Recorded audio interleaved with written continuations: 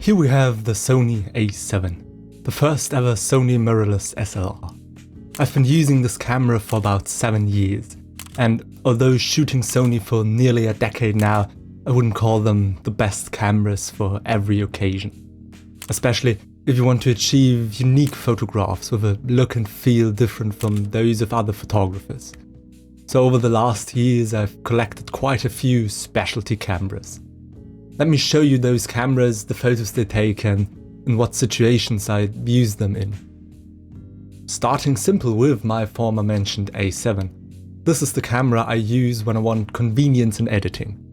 I'll use it to shoot landscapes or travel photography or any other occasion where I don't have complete control over the circumstances, knowing that I'm probably able to fix it in post. So why would I even consider other cameras? Well, as I mentioned before, the Sony A7 produces images with a very digital look to them.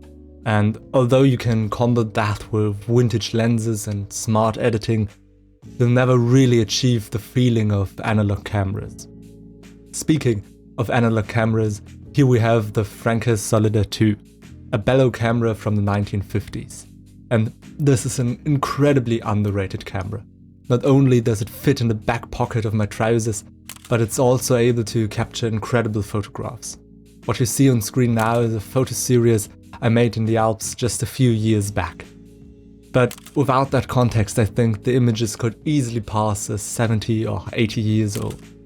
So if you want to achieve this look, maybe consider picking one up. I got mine for $9 from eBay, so definitely worth the try. Maybe you like it.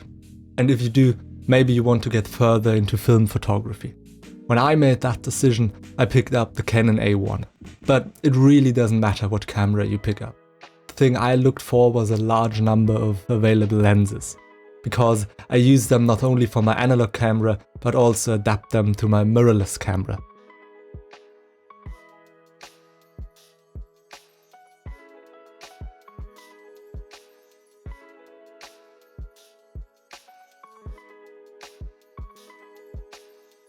This is a great way to save money and space in your backpack. But let's come back to some more specialized camera. The Motormarine II Ex, a cheap waterproof film camera. To be honest, I haven't used this camera much. But if you look for the analog equivalent of, let's say, a GoPro, this is probably it. I recently used it while kayaking, and even though I haven't developed the film yet, it's great not to have to worry about getting your camera wet or submerged in water.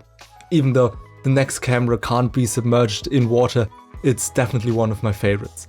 The Polaroid SX-70, a foldable instant film camera. Great if you want not only a unique look, but also a unique experience in taking the photograph.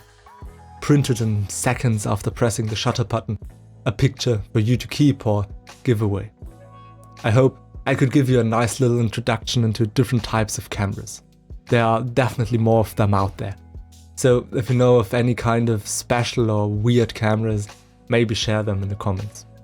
Other than that, I hope you enjoyed this short video and maybe found something interesting or inspiring. If you want to see more of these weekly videos, subscribe. Until then, see you next week.